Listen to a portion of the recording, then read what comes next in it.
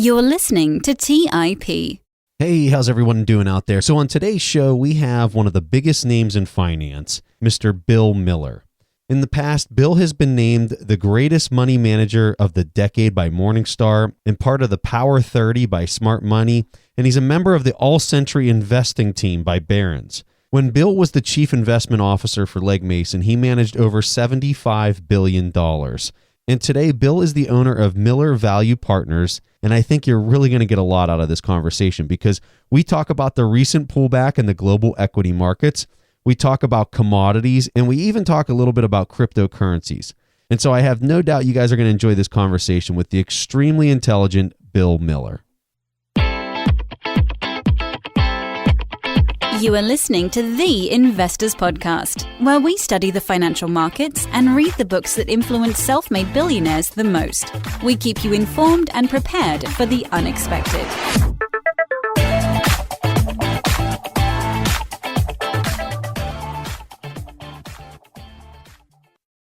All right, so I'm here with Bill Miller. Always such a pleasure to have you on the show, Bill. Thank you so much for taking time out of your very busy day to be with us. It's always just such an honor to have you here. Oh, thanks, Preston, and happy to do it. You do a great job. Thank you, sir. Thank you very much. Well, the story that I think everybody's talking about is this inflation growth, the bond sell-off, the tax cuts.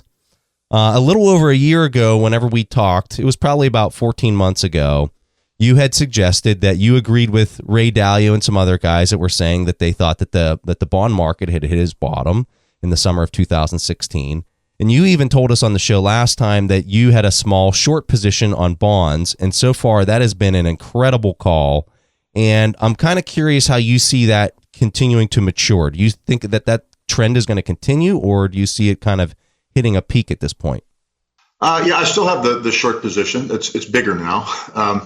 But I think that it all depends on the data. It all depends on inflation and economic growth. And the trends that we see, or that I see, are that it's likely to be the case that both of those, certainly inflation is likely to have some upward pressure on it over the next couple of years. And bonds are still too cheap in the sense of yields are too low. Bond yields are too low, in my opinion, and I think that they're going to have to move higher. But over the next couple of years, they could move into the fours. And I think that I think Europe, by the way, is about 12 to 18 months behind the Fed. So I'm actually probably going to put a reasonably solid short position on in German 2-year in the not too distant future. I think that's going to move up to about where our 2-year is in the next 2 years. You said you think it's going to potentially go up to 3.3% on the yield by the end of the year. Did I hear that correctly? Well, I think that we have the direction is higher on the yields. I don't have any special insight into exactly how high when I look at the inflation numbers that we see, and the Fed still isn't at its inflation target. And typically, again, when inflation starts up, it tends to move fairly slowly in the first couple of years. So I think the bond bear market will be benign. But we got to around 3.25 in 2013 during the taper tantrum, and that's a reasonable target, I think. Interesting. So in the past, we have seen the Fed say one thing and then do another. And most recent, back in 2016, when you saw the 50% correction, and all the talks about tightening stopped, and they became a lot more accommodating. Do you think that if we should again experience a significant correction, that we will see a similar pattern of them becoming a lot more accommodating once again? I think the Fed has been fairly clear that they are what they call data-driven. The question is, how do they assess the data? How do they weight the data? Back when the market sold off in 2016, that in the first 6 weeks of that was because of what people thought were legitimate concerns about China, about Russia. Stan Fisher had talked about 4 tightenings in 2000 in that particular year. So I think that the market got spooked by those macro things. But I think the Fed is unlikely to change its approach to the gradual tightening as long as the data is consistent with what I think we're seeing right now. So I mean, I don't see any risk to recession, and I think we're in a global synchronized recovery. But I think that the real question is going to be the inflation rate. So our real rate's going to be moving higher. So let's equate this to the stock market then. So last time we talked, you said the impact of rising rates on the stock market was highly dependent on the speed at which that bond sell-off would occur. And based on that idea, do you think that the speed of the bond sell-off is making equity ownership concerning right now? So we've seen the 10-year move, I don't know, 30, 40 basis points just in the last month or two. I mean, it's moving pretty fast. So I'm kind of interested in hearing whether you think that it's moving a little too quick.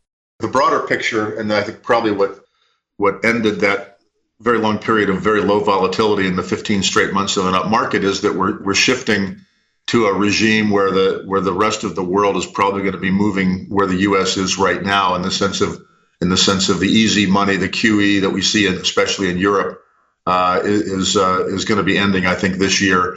And we're going to be moving into a different monetary regime, one that's going to be much less accommodative than we've seen in the past. And I think that'll probably lead to greater uncertainty and probably a return to what called normal volatility in the overall market, and not the extreme quiet that we've had. In 2013, recall that when we had that taper tantrum, that was the first year since the 2008 crisis that we actually had money go into equity funds. And the market was up 30% that year. And that was because people were actually starting to lose money in bond funds. And I think that we're close to that right now. We actually shockingly saw inflows into our main equity fund during that decline, which is very unusual. Some people could say that's complacency. I think it's people have actually seen with that particular fund, whenever it has a sharp pullback, it's typically been a good buying opportunity. But I would expect that the overall direction, the path of least resistance for stocks is higher this year, unless that pace of interest rate increases moves very quickly. You recall that during the 1990s, we had a huge bull market, and the 10-year averaged 6% that whole decade. So 2.8 or 2.9% is not a lot of competition for stocks. Yeah, no, I remember you addressing that last time, and it was a fantastic point. It's like, if we could get to 6% on the 10-year back then and go to a PE ratio way higher than where we are now, what was it, 35 back then? I think the median PE, well, it all depends. The S&P, PE got to very high levels in the late 1990s. So I guess, Bill, is this your way of saying that this recent pullback, this 10% pullback that we just saw that was very abrupt, was a buying opportunity? I think any pullback in market history is a buying opportunity, in the sense of lower prices are generally better for long-term investors than higher prices, and higher valuations are. But this type of pullback, especially, is I think you'd have to distinguish between I call them technical, cyclical, and secular declines in the market, or things that are caused by that. So this decline is just purely, I think, the fact that we had an extremely low volatility period. And then we also had the 15 straight months of the market going higher, and that made it vulnerable to any type of dislocation. So yeah, and a 8 or 10% decline in the market, you normally see that every 12 to 15 months, and I think that's this one is perfectly reasonable given the underlying conditions. I think are very solid, and valuations, again, I think for the overall market, call it 17 times now in this pullback, are not demanding when you look at where rates are. Interesting. So, Bill, recently the White House announced this $1.5 trillion fiscal spending plan. And even though it's not effective as of today, the market still anticipates more growth and, in turn, higher rates. So, what are your thoughts on the magnitude of this? Do you think that this goes to the narrative of an even higher bond sell-off? Or how do you see this effect, if any? Well, if the supply of bonds is going to be, I'll just say the supply of government securities, so it's bills and notes and bonds, is going to be considerably higher. Yeah, that other things equal would mean that the prices would be lower. You also have this I think point that's been raised especially by Ricardo Caballero at MIT, that one of the things that precipitated the 2008 collapse was a shortage of safe assets. And that the Wall Street, engineering wizards got around, and if there weren't enough AAA assets, they're going to create some. And I think there's a lot of truth to that, in the sense of, especially with the new liquidity requirements for banks and high quality asset requirements, there's a lot of demand out there for what are perceived to be safe assets. So yeah, other things equal, $1.5 trillion in deficits would lead to would lead to higher bond yields and lower bond prices. But I don't think first of all, it's a ways off. And then second, we had a surplus in January. Obviously, that's going to be temporary, but I don't think it's going to be material to the overall supply-demand picture. What will be material to prices would be inflation rates. So you're talking about how the banks in the U.S. are well capitalized. A lot of the changes from the 2008 crisis really kind of made those assets a whole lot safer than they used to be. But when we look over to Europe, we see organizations like Bridgewater that has a fairly substantial short position on Italian banks and some other locations. Do you have as much concern as some of these other people that are putting their money where their mouth is and saying that these banks over in Italy and the rest of Europe are as risky as they think? I think it depends on the individual banks and the conditions in the individual countries. So we actually have in the hedge fund, we've had a position in Credit Suisse for the past year or so, because I think the CEO there's doing a good job. They raised capital. They don't have any capital issues. The strategy is sound. But I think it's on a case by case basis. That it certainly could be the case that there's weakness. Deutsche Bank doesn't act well in the overall market, for example. Interesting. So let me just shift gears here a bit. We have people like Jeff Gunlock, who we follow really closely here on the podcast, talking about how commodities might be the place to be here in 2018 and onwards. And he's been very vocal about it. I'm curious what you think about that statement, but also how you see commodities in general. The commodities super cycle is over, and I think that lasted as they tend to do, over 5, 6, 7, 8, 10 years. Commodities in a global synchronized recovery, demand for commodities is going to go higher. If you look at the CRB index, for example, it's been rising. It bottomed, I think, in 2015. It's been kind of on an irregular path higher. So I wouldn't disagree that commodities you should catch a bid in here. Again, it all depends on which commodity. I think oil, for example, has probably seen a peak in the mid 60s. Or the low to mid 60s. You got the U.S. shale production is rising very rapidly right now. But I think each commodity has its own supply demand cycle. Just so people understand your thought process when you would think through investing in a commodity, it really just goes straight to supply demand. I know that's what Jim Rogers suggests, that the best way to invest in commodities is you got to really understand that global supply and demand. Would you agree with that? Yes, I think most investors in commodities or most traders in commodities are chart oriented and highly focused on the trends, short and intermediate term trends. And I think that's because the commodities can tend to be extremely volatile, and you can put a lot of leverage on if you want to. So, getting the right side of that is those trends is important. But at the end of the day, the price is set by supply and demand. So the last time we had you on the show, we asked you about a book you would have recommended, and you suggested The Reminiscence of a Stock Operator. And having read that book, the approach is very similar to momentum investing and how you can be on the right side of a trend, and similar to what you just described there with investing in commodities. I'm just curious how much of that type of approach you mix into your own investing approach, because I know that you're a very hardcore value investing, deep value investing kind of guy, but do you use moving averages and those kind of things to help manage the risk of maybe catching a falling knife? Well, yes, I would say also with respect to the Reminiscence of a Stock Operator, I thought that, and I think that is a tremendously valuable book, but not because of the way in which Jesse Livermore necessarily invested or traded in the short run on a momentum basis. It's much more, I think, important from the standpoint of market psychology, behavioral finance, those kinds of insights that are important. And again, I think the most important thing in that entire book is his point about the big money is made in the big move. So most people aren't really thinking about that. They're thinking about much shorter term moves. But to get to the questions that, my son who works with me he's got a CFA, but he just got his CMT, his Chartered Market Technician designation too. And I think when we think about charts or we think about momentum, what we're really thinking about is what we think charts do is they help you visualize fundamentals, and they help you visualize the supply demand balance at a price. That I think is valuable to take into consideration.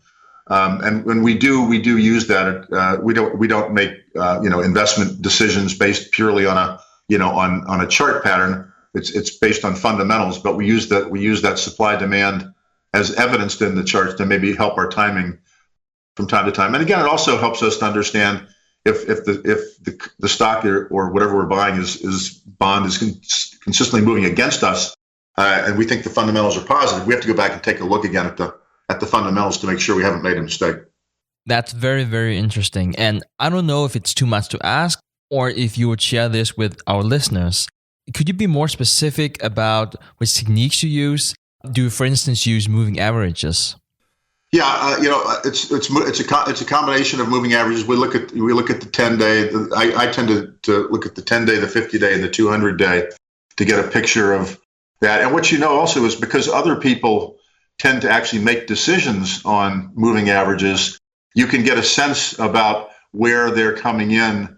If you look at 10% corrections or corrections to the 200-day moving average, I think something like 80% of those things going back 20 years have gone through that 200-day at an undercut low before bouncing. But yeah, we will look at that, and usually then if something like Bitcoin when it went through the 10-day on the upside, then that again, because so many people are using that to time those, especially the crypto assets, that told us we're probably going to see additional demand coming in. So the whole Bitcoin piece is just red hot with discussion on the media with everyone, and you have been a person that I've read about in the news relating to crypto. So I'm kind of curious to hear your position on this, because we read a book, Stig and I read a book about crypto back in 2015, and after I had read the book, I took a small position in crypto just because I just thought it was interesting. You have evidently also taken a position back in 2015 is what I read, and this has been a tremendous position for you. What originally got you interested in this?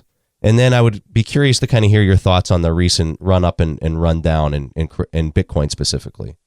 Sure. Well, I forget when I first became aware of this. It wasn't in 2008 or 9 when it was down at pennies on the dollar. It was somewhere in the 14, probably 2015 timeframe, and I then read Nicholas Popper's Digital Gold, which I thought was a useful picture and a history of of it. And then I heard Wences Casares, who give a talk on Bitcoin, and he was, I thought, very convincing about it in the sense of understanding what its potential could be under a set of circumstances.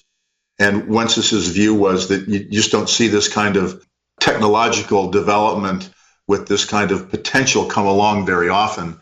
And he thought it would be useful for people to put 1% of their liquid net worth in it, and understanding that anybody could afford to lose 1% of their net worth.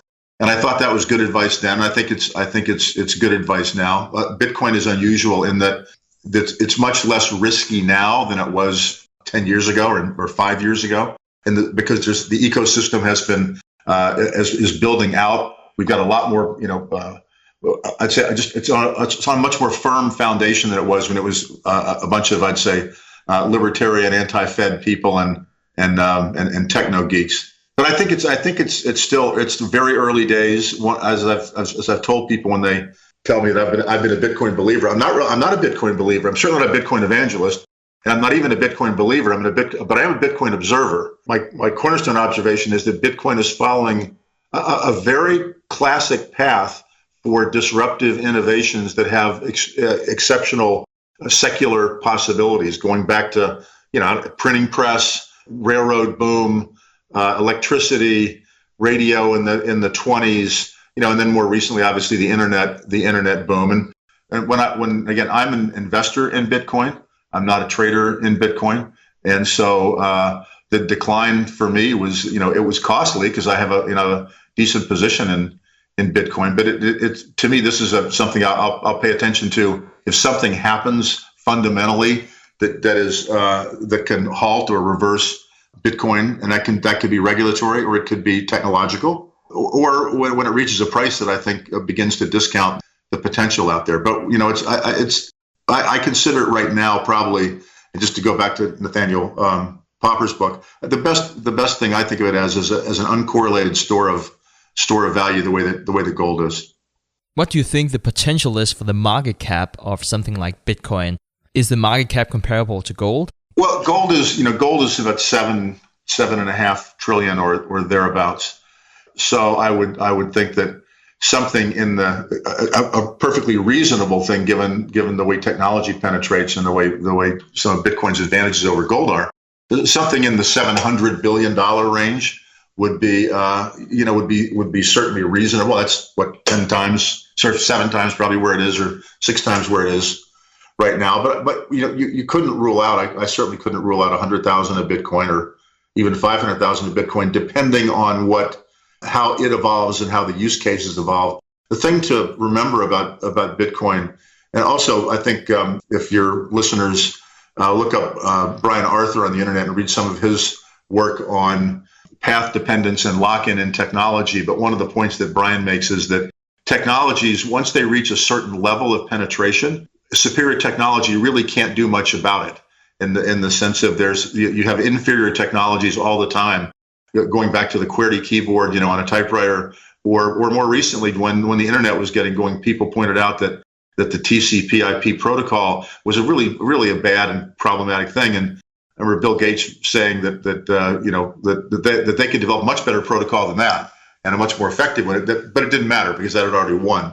Same with the beta and VHS. So the fact that Bitcoin has a lot of issues with it doesn't mean that it won't actually fulfill what many people think it could do. And understand also that because it's open source software, anything that the community really does, 51% of the community decides is something to have, then they can create it. So right now, one of the problems with Bitcoin is the speed of the transactions and the cost of transaction.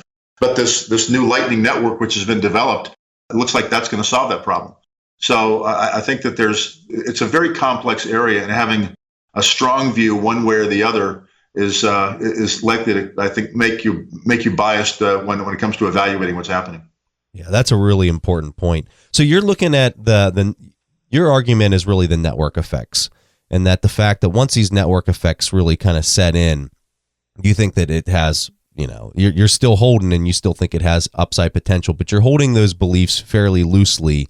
And you think that that's probably one of the most important parts probably for somebody investing in this, is that they don't get too pulled in one way or the other, that they keep their mind open to the possibilities of how it could turn out? Yeah, absolutely. I mean, I've been kind of surprised at I'd say the strong views of people of very eminent people in the financial community, the very strong views they have about, it doesn't engage my emotions quite the way it apparently does other people. I'm trying to look at it dispassionately and critically. So let me ask you this, because this went clear up to 20,000. We saw the price go down to, I think it was 5,000, 6,000 just recently. And now it's back up to 10,000. I mean, this is like the wildest roller coaster ride ever. How are you able to manage your emotions in this so well? Because you said that it's just down to the fundamentals. If the government changes their position on it, or from a technological standpoint, something changes, then you'd be a seller at that point. But if not, you're just going to continue to ride the wave, even though the wave is like a Cat 5 hurricane. So I'm kind of curious. The question is how do you manage your emotions through something like that? Maybe because I was dropped on my head when I was a baby, so I don't have that. I don't have that visceral reaction that many people do. I've always thought that lower prices made assets more attractive, other things equal, and higher prices made them less attractive. But Amazon went down over 95% in 3 years. But it turned out fine. And I think that the real question for me on this kind of stuff is, Buffett has made a comment that with respect to stocks, that if you can't stand to see your stocks drop 50% peak to trough, then you probably shouldn't be in stocks, because they can do that. And I think that's the same thing with Bitcoin. Its volatility has been greater for all kinds of different reasons. But in Bitcoin, I'd say if you can't stand to see it drop 70 or 80%, then you probably shouldn't be in it. And I think most people that kind of trade these things trade them exactly wrong, which is when they'll buy them on a spike, or they won't buy it when the price is flat and going sideways for a while. They wait till it goes up and then they buy it, and then it probably goes higher because they don't buy it at the exact top. Then when it drops below their purchase price, they sell it. So they're always buying high and selling low. And I think that with respect to me, I have no ability to know exactly how much of the psychology around Bitcoin represents froth that needs to be corrected. When I get asked about the Bitcoin correction and how low it would go, my comment was it'll go low enough to shake out all the people that don't really understand what they're doing and are afraid of losing money. And once they're gone, it'll start back up again. Yeah. And that's that. That was apparently somewhere in the under 6,000 range. Did that, and now it's going up for a while. Interesting. But again, it comes down to the fact that the investment, the reason that I bought it at my average cost is around $350. The reason I bought it then was based on the long-term right tail of that distribution, and that hasn't changed at all. The price has changed a lot. So the gains aren't as great as they would have been if everybody got it at $350. But this works. $10,000 will be a perfectly acceptable price to get in at. So for me, the concern, I don't know if it's a concern or if it's a good thing or what, but let's say that Bitcoin's successful. Let's just go down that path for a second and say 5 years from now, Bitcoin price is $50,000 to $100,000 per Bitcoin. And this is global money at this point. And it's global money that's easily exchanged around the world, and it's a fixed monetary baseline. Do you see loans? Because, at that point, everyone's going to want to be using Bitcoin, especially if they could drop the transaction fees, which I know that they're promising with the Lightning Network that might be a possibility that these transaction fees go down. This is going to be a drastic change to economics around the world as we know it, because who's going to want to use the dollar if the central banks or the euro, if the central banks are just printing? You got a supreme currency here if this would actually happen. I don't know what that would look like. And I think that it's going to be a drastic transformation that I think no one really can comprehend if that is a true statement. I'm kind of curious to hear your thoughts on some of that. I think that it's unlikely that Bitcoin would ever challenge any of the reserve currencies, precisely because it's got a fixed supply of it, and it's got a fixed schedule by which it's issued that changes every 4 years. So that in itself makes it, so every other currency in the world has some form of deflationary aspect to it in the sense of over, long period of time. The Fed wants the dollar to depreciate by about 2%, 2% a year to have the inflation rate, and with Bitcoin having the exact opposite. So what Bitcoin does, if it quote works as money, is it deflates hard assets and it deflates anything that's priced in its terms. So if Bitcoin again works the way that I think some of the evangelists think, is what happens as you hold it is the price of food, cars, houses, everything drops relative to Bitcoin. So it deflates all those other goods and services. I think the problem with that is, and it's been pointed out, I think by monetary theorists, is that kind of bakes into it then this behavioral paradox to where you could theoretically reach a point where nobody wants to sell their Bitcoin, right? So it goes just hyperbolic or parabolic up, and then so it can't be used for transactions because no one wants to transact in it. But then at some point, what happens is it reverses and then it collapses. So it has built into it much higher volatility than anything that usually would be thought of as money. But the idea that the volatility by itself makes it not money is ridiculous on its face, because you can look at the Venezuelan bolivar and see what's happened to it and its volatility, or the German mark in the 1920s, or the Zimbabwe. They're extraordinarily volatile. They just happen to be collapsing all the time. Yeah. So, but they were money in legal tender in those countries.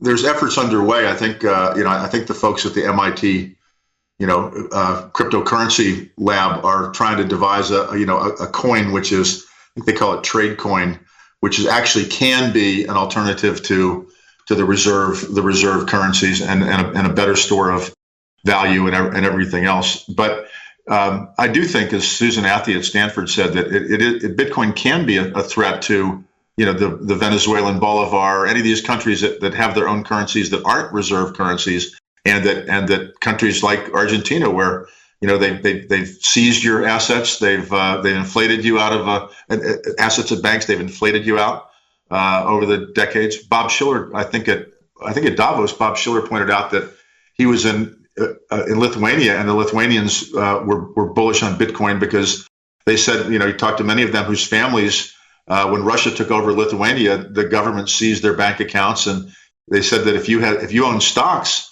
then you were sent to Siberia. So, but you were wiped out, which can't happen if you can get to an internet connection or you have a phone and Wi-Fi. You can move those Bitcoin assets quick. Very interesting, and very interesting hearing a value investor talking about Bitcoin like that. So, Bill, recently you gave an incredible generous donation to Johns Hopkins University of $75 million, specifically to the philosophy department. How has philosophy influenced your investment approach? And could you please elaborate on your thought process about philanthropy? Yeah, I didn't go to business school, so I don't have that business school training, and I think that with philosophy, the great benefit to me of philosophy, in addition to being, I think, personally enriching my life, but the analytical techniques and the critical reasoning skills that are part and parcel of philosophical analysis are absolutely what are incredibly valuable in capital markets, especially when you think about most people in capital markets suffer from some kind of confirmation bias, to where once they've made up their mind on something, then the way they weight evidence and the way they look at things and feel like they have to defend it's just a natural psychological tendency. And it's not that everybody doesn't have that tendency, because everybody does, but I think if you spend several years in graduate school in philosophy, they pretty much knock that out of you, because that's not the way that the reasoning process works in philosophy. And so when you have people with strong opinions on things, whether it be like Bitcoin or Amazon for so long, typically means that those reasoning skills can probably provide some insight that can't be provided elsewhere. The Austrian philosopher Ludwig Wittgenstein talked many times about crisscrossing the land in his philosophical investigations, about crisscrossing the landscape and looking at problems from many different perspectives and angles. And then even more practically, I'd mentioned somewhere that with respect to Bitcoin, I had gotten some insight from a book by a very eminent philosopher named John Searle, who's out at Berkeley, and he wrote a book called The Construction of Social Reality, and it deals with things like money, marriage, property rights, things like that he considers socially constructed, and he contrasts those with things that he calls brute facts, which are facts that are true no matter if there are any people at all. Like the Earth is 93 million miles from the sun. Whereas, that doesn't depend on people, but monetary systems do. I learned in philosophy from studying William James and John Dewey and Charles Sanders Peirce that the true-false dichotomy is not often very helpful. I found Searle's book, whether there's anything he said in it which is true from a philosophical standpoint, it was very useful to me in illuminating Bitcoin. And so William James talked. That's what the American pragmatist focused on, was truth as usefulness, and truth as part of a long-term quest, and not something which is externally sort of immaculately conceived. Amazing. So with all that said, there's all these cognitive biases out there. I don't know if you've ever seen this chart that the Visual Capitalist website put together, but they tried to list all these different cognitive biases. It was a really cool chart. In fact, we'll throw it in the show notes of this interview so people can look at it. But I'm curious what you've been around new investors. We got so many listeners of the show that are fresh out of college, or they just completed an MBA. What cognitive bias do you think tricks a lot of new investors the most? Well, first of all of them trick investors, and everybody is subject to them to one degree or another. The two that I think probably combine to create the most problem are recency bias and myopic loss aversion. So what happens is people in recency bias, as you know, people overweight the most recent information. And a lot of times that information is price action and not fundamentals. But even when it's fundamentals, they'll tend to overweight it if it's negative or positive for that matter. So you get extremes on both sides. And then the loss aversion kicks in because it takes the coefficient of loss for most people is 2 to 1. And so they have to have twice as many gains to offset a certain level of loss. And more importantly, they feel the pain of a loss losses are twice as painful as the same amount of gains. And so you put those two things together and it causes people to overreact dramatically to declining prices, and especially if they appear to be fundamentally driven. And you see that over and over and over again. And one of the things that, there's a study done of credit default swaps after the financial crisis, because that was what people were, keying in on as how risky were bonds, because what were the credit default swaps selling at, and what was the implied probability of the bond going under. And then after the whole thing was over and the markets had recovered, the academics, looked at it, and the credit default swaps had almost no predictive power with respect to defaults. They overestimated the defaults radically because we were in a financial crisis. And when the financial crisis, ended, then those probabilities completely reversed. I think that the most important message that I could tell investors, new investors especially, is that the economy grows most of the time and stocks go up most of the time. And so the risk to people's financial wealth long term is not the drawdowns that you get during the occasional correction or even a recession or even a financial crisis. It's being underinvested systematically in equities during the periods when the market is going up, which is most of the time. Stocks have gone up 75% of the time, 75% of the years since 1950, and the economy's grown 77% of the years since 1950. So if you had a probability of doing well 75% of the time, you had a casino that had a 75% edge, you wouldn't be worried too much about the few times that you lost. But people are obsessively concerned. I believe it's because of recency bias and loss aversion with those losses that they take during 3 months, 6 months, a year, or even 2 years. So let me ask you this. Do you feel that a person who's trying to protect against systematic risk, meaning the whole credit cycle kind of evolves and starts to crash, do you think a person that's trying to protect against that, is that a fool's game, or is that something that you can actually hedge against by using moving averages or some other metric that you think would be important, like or when the bond yield curve inverts or something like that? I'm kind of curious to hear your thoughts on it. I think the question you'd have to get clarity on is what exactly are you trying to protect against? And so once you can definitively say this is what I want to protect against, then you can come up with instruments that will probably do that in one fashion or another. And all the things that you mentioned, have roles to play depending on what people are trying to do. So I think if you're worried about steadily rising inflation, that's you want floating rate bonds. You don't want fixed rate bonds. If you're worried about deflation, then you want fixed rate long-term, bonds of one sort or another. So it all depends on that. I think that, again, though, that I think that people are way too sensitive to volatility and perceived risk. I mean, one of the things that we've done in our funds is that believed, and it turned out to be correct, that what would happen with the financial crisis would people would become risk and volatility phobic. If you could just make one decision, 2008 or 9, it would be whatever the market thought was the riskiest thing, buy it and put it away.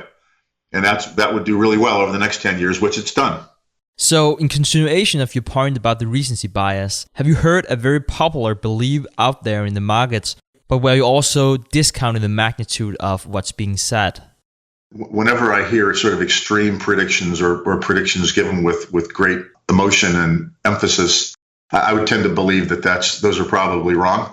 Extreme things don't happen very often. And also that having a dogmatic opinion in the market is a very risky and dangerous thing to do. One of the things that always annoys me when I hear it is when people say, "Well, the easy money's been made," and I hear that a lot in defending after something's gone up a lot. But I've never heard anybody say there is easy money to be made doing this. And so all those people that use that locution, I want them to tell me when there is easy money to be made. Because ordinarily that's, I've probably seen that easy money has been made in this bull market, probably beginning, 6 months after March of 2009 and repeatedly over the next 8 or 9 years that the easy money has been made. So I'm curious, what book would you recommend for cognitive biases for people that are listening to this? Oh, I'd say probably, Danny Kahneman's Thinking Fast and Slow is, a very good assessment of that. Yeah, I think Ed Thorp's book is fantastic too. I would highly recommend that to people. I had lunch with Ed not long after the long-term capital management collapsed, and he said that he had looked at that, and he said that the probability of ruin there was as close to 1 as you could get, and not. He said because basically the amount of leverage that they were using. He said and the fact that those particular bets might have had a very high degree of probability, but it didn't take much to get them to go awry with that leverage to send you right over the cliff. And he had nailed that one correctly. Yeah, he's wow. You talk about brilliant. Yes, you're right, sir. Very, very brilliant. But Bill, thank you. Seriously, thank you so much for coming on our show. It is such an honor to have you here, and just to kind of pick your brain for an hour is just very, very thankful for that. So thank you, sir. Oh, thanks. Great. All right, so this is the point in the show where we're going to go ahead and play a question from a member of the audience, and this question comes from Lisa Wu. Hi, Preston and Stig. My name is Lisa. I'm a university undergraduate student. I really enjoy listening to your podcast and I listen to them every week. I just want to say thank you first for providing the society such a great opportunity to learn more about finance and the stock market. So my question is, we all know about the baby boomers, and we all know that they are approaching an age of retirement. So my question is, what do you think as the baby boomer generation is approaching retirement, as their capital gets released to the society? What do you think that effect is going to be on the stock market or the economy in general? Thank you. I think the bigger concern for that generation is just the lack of yield that they can get on their retirement. I think that for me, that's the bigger story. I think moving forward, getting, 3% yield for somebody who's in retirement and they're trying to live off of that, I think is a very big concern. I guess I try to sway my bias of the stock market is bound to crash when I say this, but whenever I look at some of the stats, we're looking at 1.5 million Americans turning 70 just last year. And over the next 15 years, you'll continue to see something like that. And the thing is that generation have a lot of the portfolio in equities. We're talking upwards of 70%. And that's a lot, especially because, as Preston mentioned before, you don't have a lot of yield. So the stat I'm looking at here, and I guess you can find similar stats or they would say less or more, but here it says that the average boomer has only 136,000 saved for retirement. So whenever you have that kind of money or you don't have that kind of money, because it's not a lot to live off whenever you retire, I can see why you would take riskier investments. So you might keep being in stocks, even though what I think might happen is that a lot of baby boomers might look at higher yield opportunities, which will entail a lot of risk, especially in these times where the yields are so low. So if you say that the average person would need something like 45,000 a year, or even lower than that, you would need a lot of yield for this huge generation that's all coming out at the same time to sustain a decent way of living. And just one thing I would like to add to this, and I guess something that might be even more concerning is, if you look at some of the RS mandatory minimum drawdowns for your retirement plans, your RAs and 401ks, you are forced to withdraw at least 5% of the value of the plan each year. And if a lot of people are forced to do that, it's just gonna have a significant impact on the market, the way that I see this. Now, this is the trick. It's very easy to look at this story and say, this means that the market will crash. You're saying, the price of the stock market, it's demand and supply. This will mean that a lot of people are selling out. The price has to go down. And while that is true, if you look at this isolated, that's not necessarily what will happen. Because you have a lot of other players out there that have a different opinion and a different incentive to take this in another direction. One thing might be that you have central banks, and they know that this is going to happen. So what are they going to do when everyone is just selling out. Okay, they might put a lot of liquidity out there. What is the government going to do? Well, they'll probably do a lot of fiscal policy and really grow the economy to spike growth. So it's one of those, this one factor isolated, yes, that should mean that we will have a significant bear market, but it's only in isolation. So Lisa, awesome, insightful question. Thank you so much for recording it and putting it there on the show. To show you our appreciation, we want to give you our intrinsic value course that we have on our TIP Academy page on our website. This is typically a paid course, but we're going to give it to you completely for free just to show you our thanks. And for anybody else out there, if you want to get your question played on the show and get a free course, go to asktheinvestors.com. You can record your question. It'll only take a minute, and we'd love to hear from you. All right, guys, that was all that Preston and I had for this week's episode of The Investors Podcast. We see each other again next week. Thanks for listening to TIP. To access the show notes, courses, or forums, go to theinvestorspodcast.com. To get your questions played on the show, go to asktheinvestors.com and win a free subscription to any of our courses on TIP Academy. This show is for entertainment purposes only. Before making investment decisions, consult a professional. This show is copyrighted by the TIP Network. Written permission must be granted before syndication or rebroadcasting.